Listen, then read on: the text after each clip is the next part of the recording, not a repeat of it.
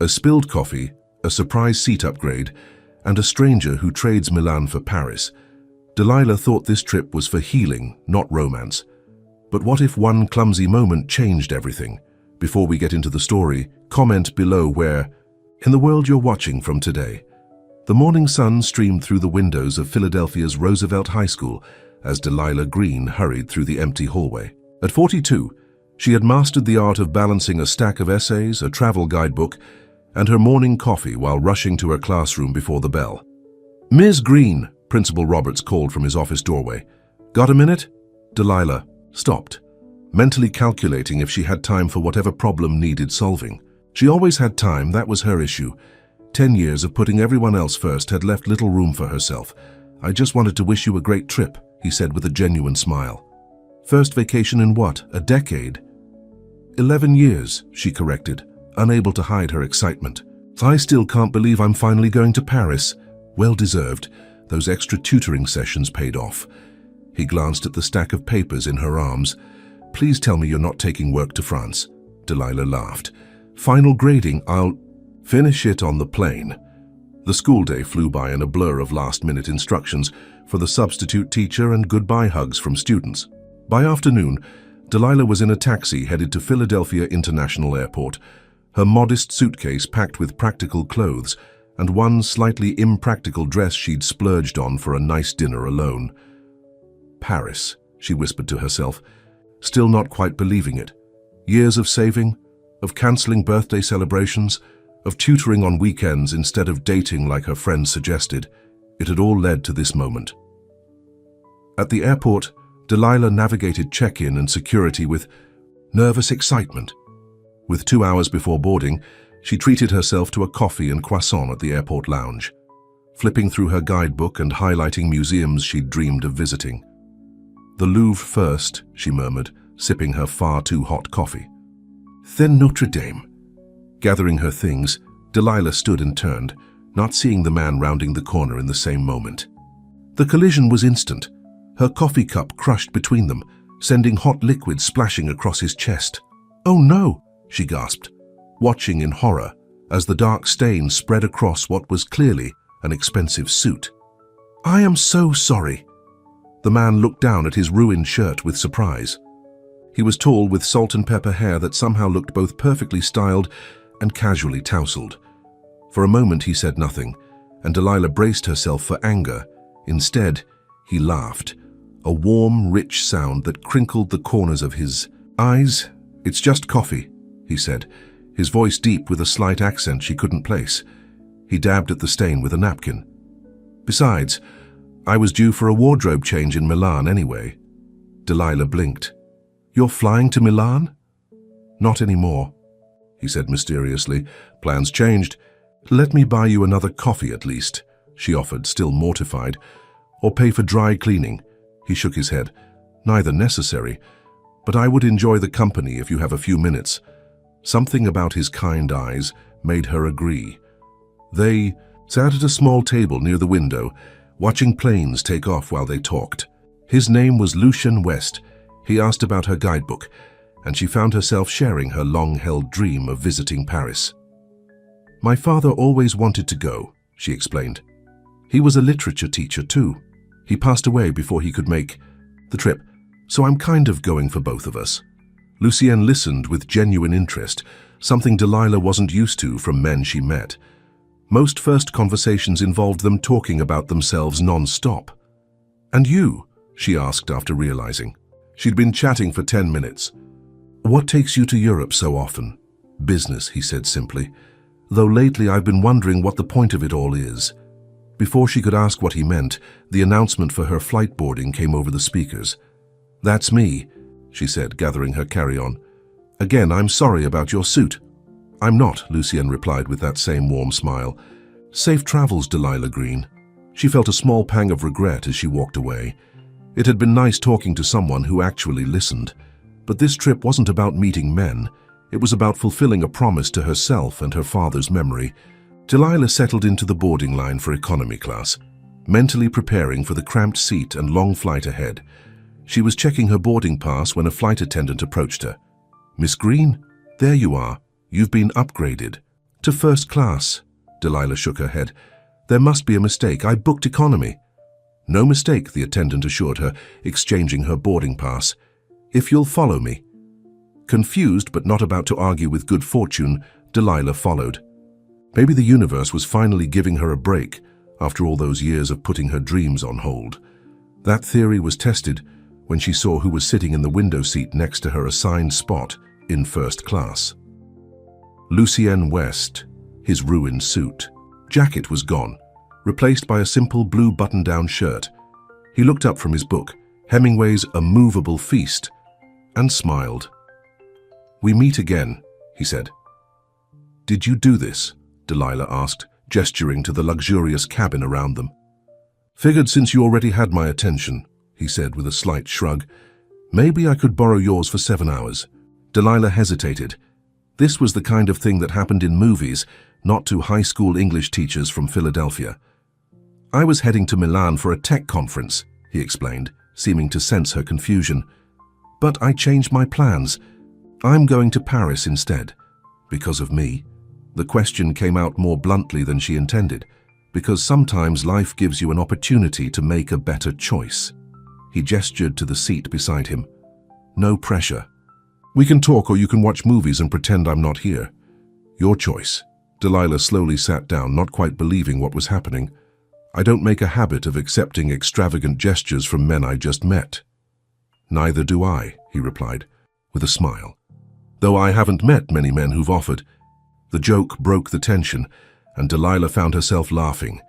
As the plane took off, their conversation resumed where it had left off in the airport lounge. Lucien asked about her teaching, her students, the books she loved.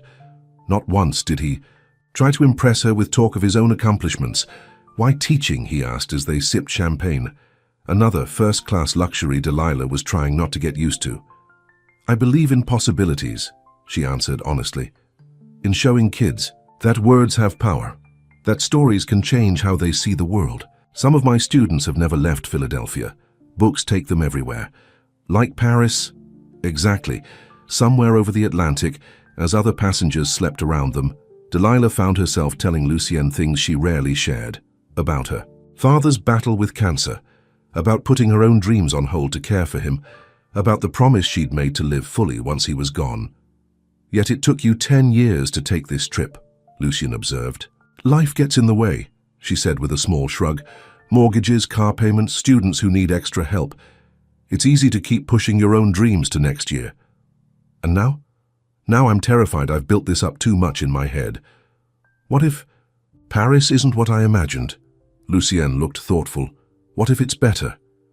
The question lingered between them as dawn broke outside the plane windows, painting the clouds in pink and gold. The captain announced their descent, and Delilah felt a flutter of both excitement and nervousness. "What are your plans in Paris?" she asked, suddenly realizing they'd be going their separate ways soon. "I don't have any," Lucien admitted. This was a rather spontaneous decision. Because of spilled coffee? His eyes met hers. Because sometimes you meet someone who makes you curious about what might happen next. The plane landed smoothly at Charles de Gaulle Airport. As they waited to disembark, an uncomfortable reality settled over Delilah. This magical conversation was about to end. She'd go to her modest hotel, and Lucien would disappear into his wealthy, jet-setting life. "It was nice meeting you," she said, trying to sound casual. "Thanks for the upgrade." "Where are you staying?" he asked. "Small place in Montmartre." "Nothing." "Fancy?" Lucien nodded. "May I make a suggestion? There's a little café near the Sacré-Cœur, Le Petit Nuage. Best croissants in Paris." "I'll look for it," she promised. They parted ways at customs, Lucien with a simple "Au revoir, Delilah Green" that sounded more like "until we meet again" than "goodbye." Delilah tried not to feel disappointed as she took a taxi to her hotel. What had she expected? That a handsome, successful man would change his entire schedule just to spend more time with her? Those things didn't happen in real life. Her hotel room was small but charming, with a tiny balcony overlooking a quiet street. After freshening up, she decided to start exploring immediately. She'd dreamed of this trip for too long to waste a single hour. The afternoon was spent wandering the streets of Montmartre, taking in the artist's square and climbing the steps to the Sacré-Cœur Basilica. The view of Paris spread before her brought tears to her eyes. "We made it, Dad," she whispered. As evening approached, her stomach reminded her she hadn't eaten since the plane. Remembering Lucien's suggestion, she asked directions to Le Petit Nuage. The tiny café was tucked away on a side street, its blue awning fluttering in the evening breeze. Inside, the café was warm and inviting. Delilah ordered in her rusty French and found a table by the window. She was halfway through her coffee when the door opened and a familiar figure walked in. Lucien. He spotted her immediately, as if he knew exactly where to look. "Fancy meeting." "You here," he said, his eyes twinkling. "You knew I'd come," Delilah accused, but she couldn't help smiling. "I hoped." He gestured to the empty chair across from her. "May I?" "How did you find me?" "I didn't. I came for the croissants." He grinned. Though I'll admit the timing wasn't entirely coincidental. As the evening light faded outside the cafe windows, Delilah found herself at a crossroads. The practical teacher in her said to thank him for the company and continue her trip as planned. The part of her that had denied herself adventure for too long wanted to see where this unexpected connection might lead. "I have a full day planned tomorrow," she said finally. "The Louvre, Notre Dame, a boat tour on the Seine." "Sounds perfect," Lucien replied. "I usually explore alone." "Of course." He nodded, accepting her gentle rejection. Delilah took a deep breath. "But I wouldn't mind some company, if you're free." The smile that spread across Lucien's face made her heart skip. "I just happened to clear my schedule." As they made plans to meet the next morning, Delilah couldn't shake the feeling that something important was beginning. Whatever happened next, one thing was certain. Paris was already more than she had imagined, and it was only day one. The Parisian morning greeted Delilah with golden sunlight streaming through her hotel window. She woke earlier than planned, nervous energy making sleep impossible. Was she really going to spend the day with a man she'd just met? A man who had changed his travel plans on a whim because of her? "This isn't like you," she told her reflection as she dressed in comfortable walking shoes and a sundress. But then, wasn't that partly why she'd come to Paris, to step outside her carefully structured life? At precisely 9 o'clock, Delilah spotted Lucien waiting outside her hotel. He looked different today, less businessman, more casual traveler in jeans and a simple button-down shirt. He held 2 paper cups. "Coffee," he said, offering her one, though I considered dumping it on myself again for good luck. Delilah laughed, some of her nervousness fading. "1 ruined suit per trip is enough, I think." "Agreed." So, the Louvre first. They walked together through the morning streets, Lucien matching his pace to hers. Unlike the nervous men she'd occasionally dated back home, he seemed completely comfortable with silence, letting her take in the beauty of Paris without feeling the need to fill every moment with chatter. At the Louvre, Delilah had expected to feel overwhelmed, both by the massive museum and by spending the day with a virtual stranger. Instead, Lucien's presence made everything easier. He knew his way around but let her lead, suggesting less crowded routes to the most famous pieces. "Everyone rushes to see the Mona Lisa," he explained as they navigated the corridors. "But some of the most beautiful art gets overlooked." In a quiet gallery of Renaissance paintings, Delilah found herself more captivated by Lucien's expression as he studied a particular artwork than by the painting itself. There was something gentle in his eyes that hadn't been there on the plane. "What?" he asked, catching her stare, just wondering what a tech investor sees in these old paintings. Lucien smiled. "A reminder of what lasts. Technology is always changing, always becoming obsolete. These have endured for centuries." By midday, they had covered only a fraction of the museum. Lucien suggested lunch at a small cafe hidden in the nearby Tuileries garden. They sat under striped umbrellas, sharing a bottle of wine and trading stories. "So how does one become a millionaire tech investor?" Delilah finally asked the question. That had been on her mind since she'd looked him up on her phone last night. She'd found articles about Lucien West, philanthropist, tech mogul, notoriously private. The articles mentioned his success, but revealed little about the man himself. "Very boringly," he answered with a self-deprecating smile. I created software in my 20s, sold the company in my 30s, and have been trying to find interesting ways to use the money ever since. And have you? Found interesting ways? His expression turned serious. I've built schools in developing countries, funded clean water projects, all good things, but I've spent the last 5 years in boardrooms and luxury hotels, moving, money from one place to another, trying to convince myself it matters. He looked at her directly.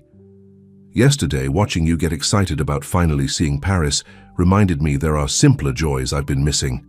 Delilah felt her cheeks warm under his gaze. Like what? Like spending an afternoon in a museum with no agenda. Like drinking wine in a garden with someone who doesn't want anything from me except conversation. After lunch, they visited Notre Dame, still partially under reconstruction. Standing before the massive cathedral, they were quiet for a long moment. My father would have loved this, Delilah said softly. He used to read The Hunchback of Notre Dame to his students every year. Tell me about him, Lucienne encouraged. As they walked along the Seine toward the boat dock, Delilah shared stories of her father, his passion for literature, his kindness to struggling students, the quiet dignity with which he'd faced his illness. He's the reason I became a teacher, she explained as they boarded the tour boat. He showed me that changing even one student's life makes everything worthwhile. The boat glided along the river, passing under ornate bridges and alongside historic buildings. Lucienne pointed out lesser-known landmarks, occasionally touching her shoulder or arm to direct her attention to something beautiful. Each brief contact sent a small thrill through her. How do you know Paris so well, she asked, as they stood at the rail watching the city slip by. I lived here for a year after college, he explained, before business took over my life. I was going to be a photographer. What happened? Life, opportunity, success. He said the last word with a hint of irony. I created an app that took off and suddenly I was running a company instead of taking pictures. Do you regret it? Lucienne considered the question. I've helped a lot of people with the money I've made, but there are days when I wonder what my life would have been like if I'd stayed here, lived in a tiny apartment and just taken photographs of beautiful things. As evening approached, they left the boat and wandered the left bank, browsing through bookstores. At Shakespeare and Company, Lucienne insisted on buying Delilah a vintage copy of Hemingway's A Movable Feast. Every visitor to Paris should have one, he said. Night fell and Delilah realized they'd spent the entire day together. It had been easier than she could have imagined. Talking to Lucienne felt as natural as talking to an old friend, yet there was an undeniable current of attraction running beneath their conversations. Are you hungry? He asked as they crossed back over the river. Starving, she admitted. Instead of suggesting an expensive restaurant, Lucienne led her to a tiny neighborhood bistro tucked away on a side street. The owner greeted him like an old friend, leading them to a secluded table in the corner. You've been here before, Delilah observed. Many times. It hasn't changed in 20 years. Over dinner, their conversation deepened. Lucienne asked about her life in Philadelphia, her small apartment filled with books, her close-knit group of teacher friends, her routine of Sunday morning coffee at the local bakery. It sounds peaceful, he said. It's predictable, she corrected. Sometimes too predictable. Is that why you finally took this trip? To break the pattern? Delilah twirled pasta on her fork, considering. Partly, and partly because I realized I was using my father's memory as an excuse to stay in place. He wouldn't have wanted that. What would he have wanted for you? Adventure, joy, she smiled softly. He used to say, life doesn't wait for your schedule, Delilah. You have to grab it when it passes by. Wise man. After dinner, they walked slowly back toward her hotel. The Eiffel Tower sparkled in the distance, its lights turning on just as they reached a perfect viewing spot. Perfect timing, Delilah whispered, entranced by the sight. I may have planned that, Lucienne admitted with a smile. Standing there with the tower glittering against the night sky, Delilah felt Lucien's hand find hers, his fingers laced with hers, warm and steady. She didn't pull away. Thank you for today, she said quietly. Thank you for spilling coffee on me yesterday. They both laughed, and the moment was perfect in its simplicity. At her hotel, they paused outside the entrance. Delilah knew this was where she should say goodnight, but she found herself reluctant to end the evening. "Would you like to come up for coffee?" she asked, then immediately felt her face flush. That sounded like a line from a bad movie. Lucian smiled but shook his head. "I would love to, but I should go. You came to Paris for yourself, to fulfill a promise. I don't want to take that away from you." Delilah felt a mixture of disappointment and respect for his answer. "You're not taking anything away, you're adding to it. Still, some spaces should remain yours alone." He lifted her hand and pressed a gentle kiss to her knuckles. "But I'd love to see you tomorrow if you're willing." "I'd like that. There's a place I want to show you, something not in the guidebooks." They made plans to meet in the morning, and Delilah watched him walk away before heading up to her room. Inside, she kicked off her shoes and sat on the edge of the bed, touching the hand he had kissed. What was she doing? This wasn't like her at all, spending the day with a man she barely knew, feeling this flutter of excitement when he touched her. Back home, she was the responsible one, the planner, the teacher, who always had everything under control.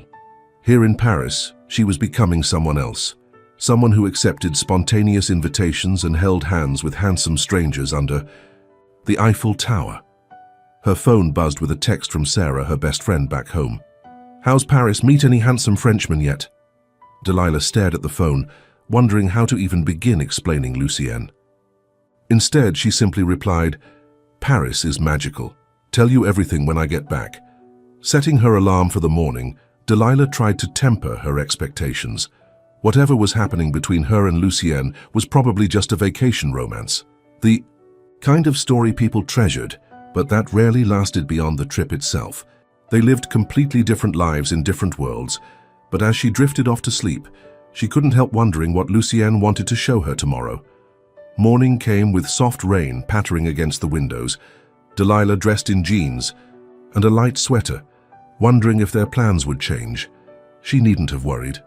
At exactly the time they'd agreed upon, Lucian was waiting in the lobby with an umbrella and 2 cups of coffee. "Rain in Paris is still Paris," he said by way of greeting. He led her to a waiting car, opening the door for her with old-fashioned courtesy. "Where are we going?" she asked as they drove away from the city center. "Somewhere special." The car took them through neighborhoods tourists rarely saw, past markets and apartment buildings, where regular Parisians lived their lives. Finally, they stopped before an unassuming building with a weathered wooden door. "This doesn't look like a tourist attraction," Delilah observed as they got out of the car. "It's not." Lucian produced a key and unlocked the door. "It's my apartment." Delilah hesitated at the threshold. "Your apartment? You live in Paris?" "Sometimes. I keep places in several cities for work, but this one is different." He held the door open. "You'll see why." Inside, the space was surprisingly modest, not at all what she would have expected from a millionaire. The furnishings were comfortable rather than luxurious, the walls lined with bookshelves. But what took Delilah's breath away were the photographs, covering every available wall space, black and white images of Paris through the seasons, children playing in parks, old men playing chess, lovers embracing on bridges, morning markets, rain-slicked streets, cafe scenes full of life and movement. Each photo told a story, captured a moment of genuine emotion. "These are incredible," she said, moving from one to another. "Who took them?" "I did." Lucien's voice was quiet, almost shy. "This is what I was doing before the tech world claimed me. This is what I come back to when I need to remember who I really am." Delilah turned to him in surprise. "You're really good, like professionally good." He shrugged. "I never did it professionally, just for love." "Why show me this?" Lucienne moved to stand beside her, looking at the photographs. "Because yesterday you told me about your father, about what matters to you. I wanted to show you what matters to me." The honesty of the gesture touched Delilah deeply. This wasn't just a man showing off his apartment or trying to impress her. With his wealth, this was Lucienne sharing a part of himself that few people ever saw. "Thank you," she said simply. He smiled. "There's more. Come see." He led her up a narrow staircase to a rooftop terrace. The rain had stopped, leaving the air fresh and clean. From this vantage point, they could see across the rooftops of Paris to the major landmarks in the distance. "This is where I come to think," Lucian said. To remind myself there's a world beyond boardrooms and investment portfolios. It's beautiful. They spent the morning there, Lucien making coffee in his small kitchen, showing her albums of photographs he'd taken over the years. He told her stories of his early days in Paris, of his struggles before success found him, of the family he rarely saw because they were always asking for money. "That's why I keep to myself," he explained. "In my world, it's hard to know who wants to know you and who wants what you have." "That sounds lonely," Delilah observed. "It is." He looked at her with those kind eyes that had first caught her attention at the airport. "Until someone spills coffee on you and doesn't care who you are or what you're worth." The simple truth of his words hung between them. Delilah realized that while she had been impressed by his gestures, the flight upgrade, his knowledge of Paris, what truly drew her to Lucien was something much more basic. The way he listened when she spoke, the respect he showed for her journey, the genuine person behind the successful facade. As the afternoon approached, Lucien suggested they walk to a nearby market to buy ingredients for lunch. Together they shopped for bread, cheese, fresh vegetables and wine, Lucien chatting with the vendors in fluent French. Back at the apartment, they cooked together, moving around the small kitchen with surprising ease, as if they'd done this many times before. Over lunch, Delilah found herself sharing things she rarely discussed. Her fear of growing older alone, her occasional doubts about staying in teaching when the system seemed broken, her dreams of writing a novel someday. "Why haven't you started?" Lucien asked. "Time, fear, the usual excuses." "What would your father say about that?" Delilah smiled. "He'd say I should stop making excuses and write the first page." "Smart man," Lucien said again. "I think I would have liked him. He would have liked you too." The words slipped out before Delilah could consider their implication, that in some parallel universe, Lucien might have met her father, might have been part of her life in Philadelphia, rather than this brief Parisian interlude. The thought both thrilled and terrified her, because this wasn't real life. In a few days, she would be back in her classroom and Lucien would return to his world of tech investments and board meetings. Whatever was growing between them had an expiration date. Yet as the afternoon stretched into evening and they remained talking at his kitchen table, Delilah couldn't help but wonder if some connections were strong enough to transcend circumstances. And, somewhere in her practical teacher's heart, a small spark of hope began to glow. The next few days passed in a dreamy blur for Delilah.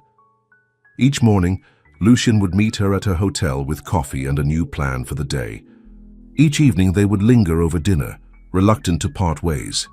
They explored Paris together, not as tourist and guide, but as two people discovering the city through each other's eyes. Lucien showed her hidden courtyards and secret gardens, tucked behind imposing facades. Delilah dragged him to every bookstore they passed, her excitement at finding first editions of classics making him smile. On their fourth day together, they visited Montmartre again, wandering through the artists' square where painters captured tourists on canvas. An older artist with a weathered face and kind eyes called out to them in broken English, "You beautiful couple, I paint you, yes? Memory of Paris forever." Delilah started to decline. She wasn't one for tourist gimmicks, but Lucien placed a gentle hand on her back. "Why not?" he said. "A souvenir better than any postcard." They sat on simple wooden stools while the artist worked, his brush moving quickly across the canvas. Lucien kept his arm around Delilah's shoulders, and she leaned into him without thinking, the gesture as natural as breathing. "How long you married?" the artist asked as he painted. Delilah opened her mouth to correct him, but Lucien spoke first. "We're not," he said simply. "Just very lucky to have met." The artist nodded wisely. "Ah, new love. Even better to paint," the eyes still full of surprise. When the portrait was finished, Delilah was stunned by how the simple painting had captured something true. Not just their faces, but the connection between them.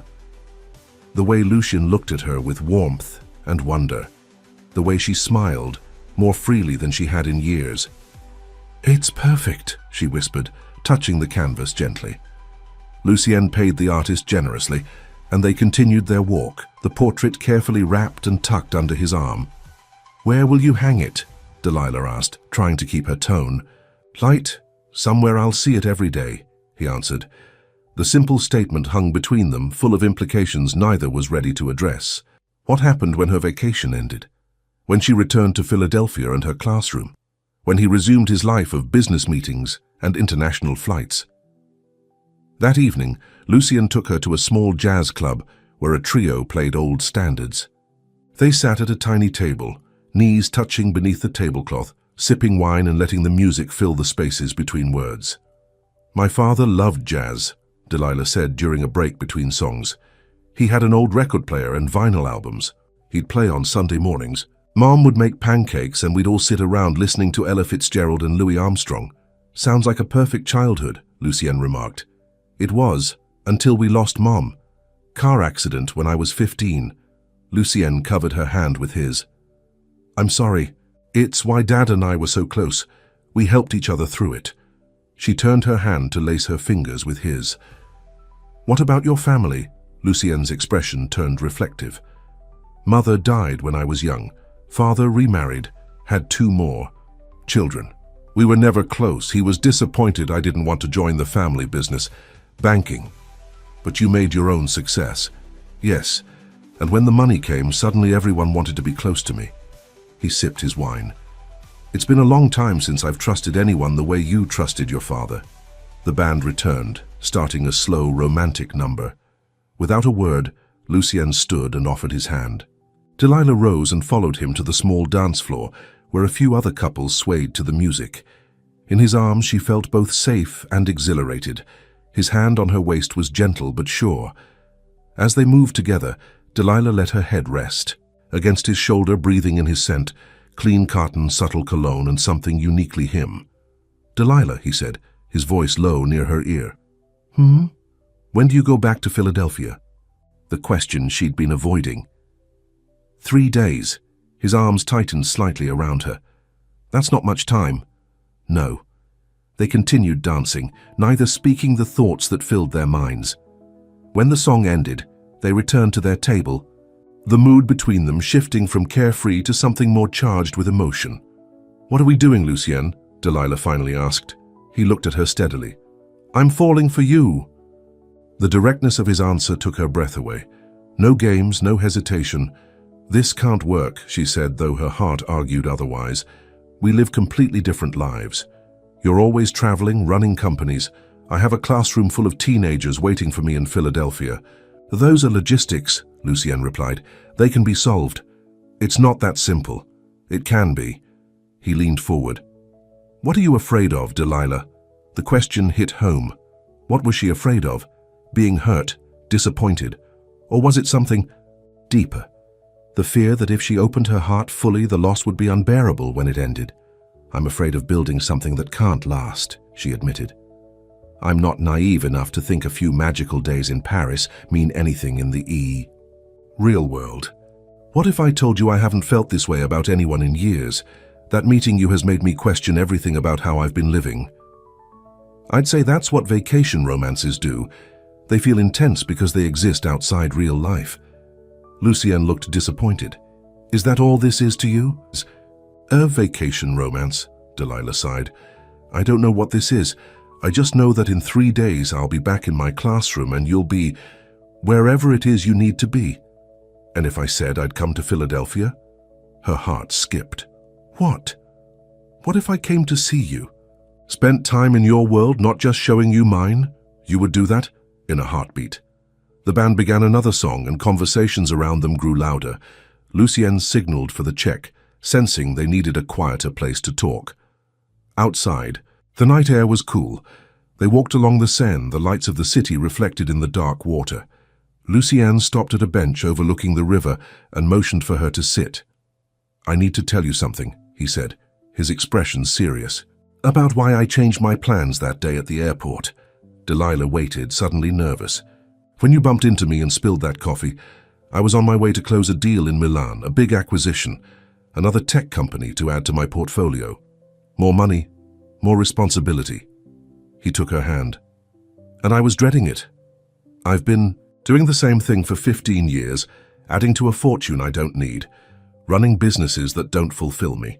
And then And then you looked at me with those excited eyes, talking about finally going to Paris after all these years of waiting, and something just clicked. I realized I couldn't remember the last time I felt that kind of genuine excitement about anything. So you abandoned a multi-million-dollar deal to follow a stranger to Paris? Delilah was incredulous. Yes, he laughed. My assistant thought I'd lost my mind. Maybe I had. But sitting next to you on that flight, hearing you talk about your students, your father, the books you love, I felt more alive than I had in years. Delilah didn't know what to say. The idea that she had inspired such a dramatic change in his plans seemed absurd, yet the sincerity in his eyes was undeniable. The deal can wait, Lucien continued, or not happen at all.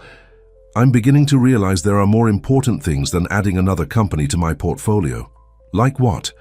Like figuring out what actually makes me happy. Like rediscovering. The person I was before success changed everything. He squeezed her hand. Like seeing where this connection between us might lead. Delilah looked out at the river, buying time to sort through her thoughts. It would be so easy to get swept away by his words, by the romance of it all. But she prided herself on being practical, on thinking things through. Lucien, I'm flattered, truly. But we've known each other for less than a week. What you're describing sounds like you're having some kind of life crisis and I just happened to be there when it hit. He considered her words. You're partly right. I have been questioning my life choices, but you weren't just there. You were exactly what I needed to see clearly. Someone genuine, passionate about what they do, connected to what matters. And what happens when the novelty wears off? When you realize that dating a high school English teacher means dealing with her grading papers on weekends and living on a budget that doesn't include spontaneous trips to Paris? I'd welcome it, he said without hesitation. You think I care? About money, I have more than I'll ever need. What I don't have is someone who sees beyond it, someone who dumped coffee on me and was worried about my suit, not about who I was or what I could do for her. His words touched something deep in Delilah. She'd spent so many years being responsible, practical, planning every detail of her life, until this trip, until Lucien. I'm scared, she admitted. Not just of getting hurt, but of wanting something I can't have. What do you want, Delilah? Beyond the next few days, beyond practical considerations, what does your heart want? The question hung between them, and for once Delilah didn't overthink her answer. You, she said simply. I want to see if this is real, or if it's just Paris. Making us both a little crazy. Lucien smiled, relief evident in his eyes. That's all I'm asking for, a chance to find out. He leaned in slowly, giving her time to pull away if she wanted, but Delilah didn't want to pull away. When his lips met hers, the kiss was gentle at first, then deepening as she responded. His hand came up to cup her face, and she felt herself melting into the moment, all her carefully constructed walls crumbling. When they finally broke apart, both slightly breathless, Lucien rested his forehead against hers. I've been wanting to do that since you spilled coffee on me, he admitted. Delilah laughed softly. I've been wondering if you would since that first dinner. They stayed by the river for hours, talking about possibilities, about fears, about what might come next. No promises were made, but a door had been opened that neither wanted to close. 2 more days, Lucien said as he walked her back to her hotel. Let's make them count. And then? And then I'll come to Philadelphia. I'll meet your students, see your world. We'll figure it out one step at a time. At her hotel door, they kissed again, longer this time, with the promise of more to come. Good night, Delilah Green, Lucien said, his voice husky. Good night, Lucien West. Inside her room, Delilah leaned against the closed door, her fingers touching her lips where his had been. Was she being foolish? Probably. Was she setting herself up for heartbreak? Possibly. But for the first time in years, she was following her heart instead of her carefully plotted plan. Her phone buzzed with a message from Lucien. Tomorrow, pack an overnight bag. I want to show you something outside the city. Delilah typed back. More surprises? His reply came immediately. Life is full of them. Some even involve spilled coffee. The next morning, Lucian arrived with his now customary coffee and a small car instead of his usual driver. "I thought we'd take a drive ourselves today," he explained as he held the door for her. They drove out of Paris, through rolling countryside dotted with small villages and vineyards. Lucian pointed out landmarks along the way, telling stories of his early days in France when he'd explored on an old motorcycle. "Where are we going?" Delilah finally asked, as they turned onto a narrow road lined with ancient trees. "A place that's special to me. I've never brought anyone else here." After another 20 minutes of driving, they arrived at a small stone cottage nestled among vineyards. Wildflowers grew along the walkway, and ivy climbed the weathered walls. "What is this place?" Delilah asked as they got out of the car. "My sanctuary," Lucian answered, retrieving their bags from the trunk. "I bought it 10 years ago when I needed somewhere to escape to. No internet, no phone signal, just peace." He unlocked the door and led her inside. The interior was rustic, but comfortable. Exposed wooden beams, a stone fireplace, simple furniture. The windows overlooked rolling hills of grapevines. "It's beautiful," Delilah said, taking in the quiet charm of the place. "I come here when I need to remember what's real," Lucian explained, setting down their bags. "The last few years, I haven't had much time for reality." They spent the afternoon exploring the property, walking through the small vineyard, picking fresh vegetables from the garden for dinner, sitting on the stone patio as the sun began to set over the hills. As darkness fell, Lucian built a fire in the fireplace while Delilah prepared a simple meal in the tiny kitchen. They ate at a rough wooden table with candles providing the only light besides the fire's glow. "I could get used to this," Delilah said, looking around the cozy room. "To what part?" Lucian asked. "All of it. The quiet. The simplicity." She met, his eyes across the table. The company. After dinner, they sat before the fire with glasses of local wine. Lucian put his arm around her, and she nestled against him, feeling utterly content. "When I'm in board meetings," he said quietly, "this is where my mind wanders. Not to the luxury apartments or the yachts or any of the things people think money should buy. Just here. Simple. Real. Why don't you live here all the time? Do what makes you happy." He sighed. "Responsibility. Employees who depend on me. Projects. I believe in that need funding. It's not as simple as walking away, but it could be someday." "Yes," he said, kissing the top of her head. "Someday." The word held promise, and Delilah let herself believe, just for tonight, that someday might include her. Later, as they lay in the cottage's small bedroom, moonlight streaming through the windows, Lucian held her close, his heartbeat steady under her cheek. "Delilah," he whispered. "Yes. I'm glad you spilled that coffee." She smiled in the darkness. "So am I." Morning came with birdsong and sunlight. They lingered over breakfast on the patio, neither eager to return to the city and the reality that Delilah's departure was drawing near. "One more day," Lucian said as they reluctantly packed the car.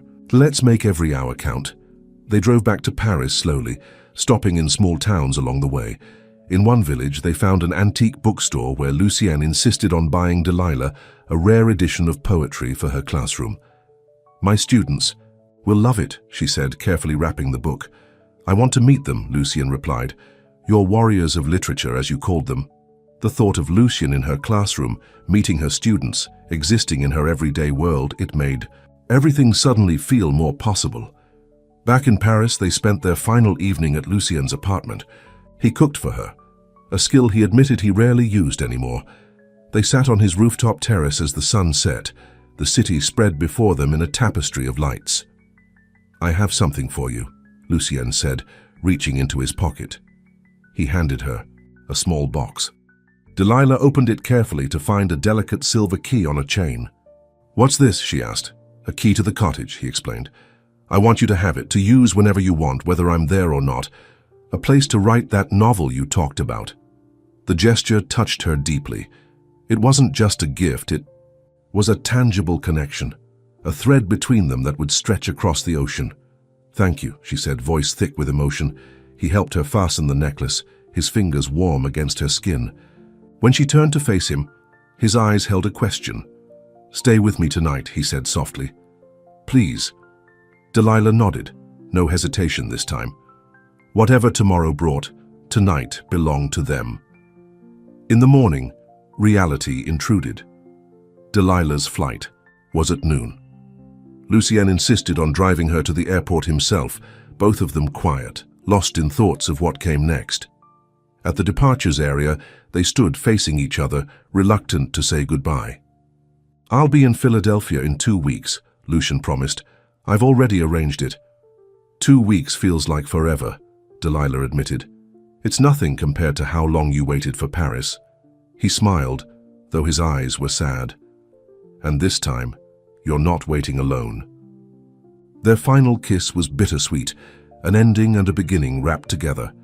As Delilah walked toward security, she turned back once to see Lucien still watching, his tall figure standing apart from the crowd. 2 weeks, she mouthed. He nodded, and she forced herself to turn away, moving forward into whatever came next. On the plane, Delilah touched the key that hung around her neck. Paris had given her more than she ever expected. Not just the fulfillment of an old promise to her father, but the possibility of a new future she hadn't dared to imagine. As the city disappeared beneath the clouds, Delilah opened her journal and began to write. The first page of her novel, perhaps, or simply the next chapter of her own story. The familiar skyline of Philadelphia greeted Delilah as her plane descended. After the magic of Paris, the city looked both comfortingly familiar and strangely different, as if she was seeing it through new eyes. Sarah was waiting at arrivals, bouncing on her toes with excitement. There she is, the world traveler. Sarah engulfed her in a hug. You look different. Did Paris change you? Or is there something you haven't told me? Delilah smiled, not ready to share everything about Lucien just yet. Paris was transformative. Details. I need all the details, Sarah insisted as they walked to her car. Was the Eiffel Tower as romantic as they say? Did you try escargot? Did you have a torrid affair with a sexy Frenchman? At the last question, Delilah felt her cheeks warm. Sarah stopped walking. Oh my God, you did, didn't you? You met someone. He's not French, Delilah said, unable to keep the smile from spreading across her face. But yes, I met someone. I knew it. Get in the car right now and tell me everything. On the drive home, Delilah shared the story, the coffee spill, the changed flight, the days exploring Paris together. She left out some of the more intimate details, the depth of what she was feeling, the key to the cottage that now hung beneath her blouse. So he's coming here? To Philadelphia? Sarah asked, clearly skeptical. A millionaire tech guy is going to show up at Roosevelt High School in 2 weeks? That's what he said. And you believe him? Delilah hesitated. In Paris, surrounded by the magic of the city and Lucien's presence, everything had seemed possible. Back in Philadelphia, doubt began to creep in. What if Sarah was right? What if it had all been just a vacation romance, beautiful but temporary? I want to believe him, she finally answered. Sarah's expression softened. Well, I hope he proves me wrong. You deserve something wonderful, Del. Home looked smaller than Delilah remembered. Her apartment, once her comfortable sanctuary, now felt confining after the expansiveness of her time in Paris. She unpacked slowly, each item bringing back memories, the book of poetry Lucien had bought her, the painting from the artist in Montmartre, the key around her neck. Her phone chimed with a message, landed safely. Just seeing Lucien's name on the screen made her heart race. She typed back, safe and sound. Paris already feels like a dream. His reply came immediately. Not a dream. I'm looking at our portrait right now, 13 days until Philadelphia. She smiled, hope rekindling. Maybe Sarah was wrong. Maybe this was real. The return to school was both harder and easier than Delilah had anticipated. Harder because her mind kept drifting to Paris, to Lucien. Easier because she felt renewed energy for teaching, for connecting with her students. Ms. Green, you're different, Zach, one of her seniors, observed during class. You seem happier. Paris, we'll do that to a person, she replied with a smile. The days passed in a blur of lesson plans, grading, and text messages from Lucien. He sent photos of his meetings, of the books he was reading, of sunsets from whatever city he happened to be in. She sent pictures of her classroom, of the funny things her students wrote, of her favorite reading spot in her apartment. Each night they talked on the phone, sometimes for hours, sharing the details of their days, deepening what had begun in Paris. Despite the distance, Delilah felt him becoming more real, not less. A person with flaws and struggles, not just the romantic figure from their Parisian adventure. "The board wants me to consider another acquisition," he told her one night, sounding tired. "A company in Seattle." "And what do you want?" she asked. There was a pause. "I want to be sitting on that cottage patio with you, watching the sun set. Over the vineyard. I want simple." The longing in his voice matched her own. 11 more days, she reminded him. As the date of his arrival grew closer, Delilah found herself both excited and nervous. What if the connection they felt didn't translate to her world? What if he took one look at her modest life and realized the gap between them was too wide? 9 days before his scheduled arrival, Delilah was in the middle of teaching when her classroom door opened. Principal Roberts poked his head in. "Sorry to interrupt, Miss Green, you have a visitor." Delilah's heart leaped to her throat. It couldn't be, but it was. Lucien stood in the doorway, looking both out of place and perfectly at ease in his casual clothes, jeans and a simple sweater, not the businessman's attire she'd first seen him in. "Surprise," he said, his eyes finding hers across the classroom. 28 teenage faces swiveled from him to her and back again, instantly sensing the electric current between them. "Class," Delilah said, finding her voice despite her shock. "Please continue reading the passage while I step outside for a moment." In the hallway, she couldn't decide whether to hug him or scold him. "You're early, you said 2 weeks." "I couldn't wait." His smile was both apologetic and delighted. "Forgive me?" Instead of answering, she pulled him into a quick hug, breathing in the now familiar scent of him. "What are you doing here at my school?" "I thought I'd offer my services." "Guest lecturer, perhaps? I hear you're covering The Great Gatsby this semester." "I might have some insights on the corrupting influence of wealth," Delilah laughed. "You're serious?" "Completely. I'd like to meet your warriors of literature." The rest of the day was surreal. Lucienne sat in the back of her classroom, watching her teach with obvious admiration. When she invited him to share his thoughts on Fitzgerald's critique of the American dream, he spoke with eloquence, but also humility, connecting with the students in a way that surprised her. After school, he waited while she gathered her things, drawing curious glances from other teachers. "You've caused quite a stir," she told him, as they walked to the parking lot. "Sarah Jones from math already texted me asking who the hot guy in my classroom was. Should I be flattered or worried about competition?" Delilah laughed. "Definitely flattered. Sarah's been happily married for 20 years. In the parking lot, Lucienne spotted her aging Volvo and smiled. "I was wondering what you drove." "Not quite a Ferrari," she said, suddenly self-conscious. "I prefer it," he said sincerely. "It suits you. Reliable, unpretentious, built to last." The simple compliment eased some of her anxiety. Maybe he really did see value in her world. "Where are you staying?" she asked as they reached her car. "The Warwick Hotel downtown. But I was hoping you might show me your Philadelphia first. The real places, not the tourist spots." Delilah smiled. "I'd like that." They spent the evening exploring her neighborhood, the small bakery where she bought Sunday morning coffee, the park where she read on warm days, the community center where she volunteered teaching literacy classes. Over dinner at her favorite local restaurant, a far cry from the Parisian bistros they'd enjoyed, Lucienne seemed genuinely interested in everything she showed him, asking questions about her routine, her friends, her life before they met. "So this is your world," he said as they walked back to her apartment building. "Disappointed?" she couldn't help asking. "The opposite." "It's real, Delilah. Do you know how rare that is in my life? How valuable?" At her door, she hesitated, then invited him in. Her apartment felt small and cluttered compared to his Paris homes, but Lucienne moved through the space with appreciation, examining her overcrowded bookshelves, the stack of student papers on her dining table, the framed photos of her with her father. "It's very you," he said, picking up a well-worn copy of To Kill a Mockingbird from her coffee table. Is that good or bad? It's perfect. He stayed late into the night, talking, laughing, sharing stories they hadn't had time for in Paris. When he finally left with a lingering kiss at her door, Delilah felt as if her two worlds were beginning to merge, the magic of Paris and the reality of Philadelphia finding common ground in Lucien's presence. Over the next week, Lucien integrated himself into her life with surprising ease.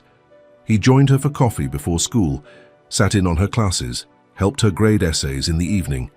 He met Sarah for dinner and charmed her skeptical friend into reluctant approval. "Okay, so he's not what I expected," Sarah admitted afterward. "He actually seems to care about you, not just the idea of you." "That's what makes him different," Delilah agreed. On Saturday, Lucien surprised her with tickets to the Philadelphia Orchestra, not in the expensive box seats, but in her favorite section at the back of the hall where the acoustics were best. Afterward, they walked along the Schuylkill River, the city lights reflecting in the water. "What happens next?" Delilah finally asked the question that had been on her mind. "You can't stay in Philadelphia forever. You have companies to run, meetings to attend." Lucien was quiet for a moment. "I've been thinking about that a lot, and I've realized something important. The past 10 days, following your schedule, helping in your classroom, eating at your favorite places, I've been happier than I've been in years." "Because it's new," Delilah said practically. "Everything feels exciting at first." "No." He stopped, walking, and turned to face her. "Because it's meaningful. Do you know what I did yesterday while you were teaching your advanced class? I used your desk to review acquisition papers for a company I don't care about, and I realized I couldn't remember why any of it mattered." "Your work matters," Delilah insisted. "You've built something important." "Parts of it matter," he agreed. "The foundation that builds schools, the investments in clean energy, but the endless cycle of buying companies just to make more money to buy more companies, that stopped mattering. A long time ago. I just didn't have a reason to admit it until now." "Until me?" She raised an eyebrow. "Until you reminded me there are other ways to measure success." He took her hands in his. "I've made a decision. I'm restructuring my companies, stepping back from day-to-day operations, focusing only on the parts that make a difference." "That's a big change. Are you sure?" "More sure than I've been about anything in a long time." His eyes were steady on hers. "I'm not saying I'll never travel for business again. There are responsibilities I can't walk away from entirely, but I can change how I live, where I spend my time." "And where is that?" "Wherever you are, at least part of the time." He smiled. "I happen to know there's a decent university here where I could teach a business ethics course, and a cottage in France where a certain English teacher might like to spend her summers writing." The scenario he painted sounded like a dream, the best of both worlds, a life together that respected both their passions. "It sounds wonderful," she said, "but also terrifying. We've only known each other a few weeks." "Sometimes a few weeks tells you more than years of careful dating." "My father would have said the same thing," Delilah admitted. "He proposed to my mother after 3 weeks." "Smart man. Are you proposing?" she asked, only half joking. Lucien laughed. "Not yet. I think we both need a little more time. But I am proposing possibility, a future worth exploring together." They continued walking, making plans, imagining how their lives might intertwine. It wouldn't be perfect. There would be challenges, compromises, difficult conversations ahead. But for the first time, Delilah allowed herself to believe that what had begun with spilled coffee might end with something lasting. The next morning, Lucien arrived at her apartment early. When she opened the door, he was holding something behind his back. "What's that?" she asked. With a theatrical flourish, he produced a cup of coffee, the same brand from the airport where they'd first met. "I thought we should commemorate the moment," he said, offering it to her. Delilah took the cup, laughing. "Should I spill it on you for good luck?" "I was hoping you'd spill it on the title deed instead." He pulled an envelope from his jacket pocket. "To the cottage in France. I've had it put in both our names." Delilah stared at the envelope, overwhelmed. "Lucien, that's too much." "I can't accept." "You already did," he reminded her gently, touching the key that hung around her neck. "This just makes it official. The place where we can both be ourselves, away from everything else. Tears welled in her eyes. I don't know what to say. Say you'll come there with me whenever we can. Say you'll write your novel on that patio. Say you'll let me take photographs while you work. Yes to all of it. The coffee remained unspilled as they sealed this new promise with a kiss. Later, they would return to their routines. Delilah to her classroom, Lucien to the restructuring of his business empire. There would be weekends in Philadelphia and holidays in Paris, phone calls across time zones and quiet evenings in the EID, French countryside.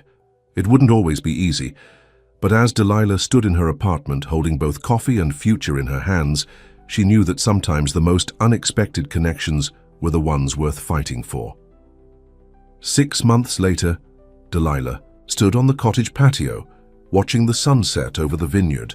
Her laptop was open on the table, the first 3 chapters of her novel complete. Inside, Lucien was preparing dinner, having returned that morning from a business trip to London. How's the writing? He called through the open door. Almost finished. For the day, she replied. How was your meeting? Productive. The foundation is funding 10 new schools in Kenya. He joined her on the patio, placing a glass of wine beside her computer. What chapter are you on? The one where she spills coffee. On him, Delilah said with a smile. The best part of the story.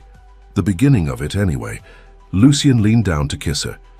I prefer the middle, and I'm looking forward to the rest. As darkness fell over the vineyard, they sat together in comfortable silence. Delilah writing, Lucien sorting through photographs. 2 people from different worlds who had found in each other the perfect aisle seat for the journey ahead. In Philadelphia, her classroom waited. In Paris, his apartment stood ready. And here, in this simple cottage, they had created something that belonged only to them, a place where coffee stains led to lasting connections and chance meetings became chosen futures. The night deepened around them, but neither moved to go inside. Some moments were worth savoring, like the last sip of perfectly brewed coffee, or the final page of a beloved book, or the steady presence of someone who had seen your true self across a crowded airport lounge and decided, against all logic, to change course. I love you, Lucien said simply. I love you too, Delilah replied, and in the end, that was the story. Not of Paris or Philadelphia, not of wealth or modest means, but of 2 people who had found, in each other, a home worth returning to. Again and again and again, the end.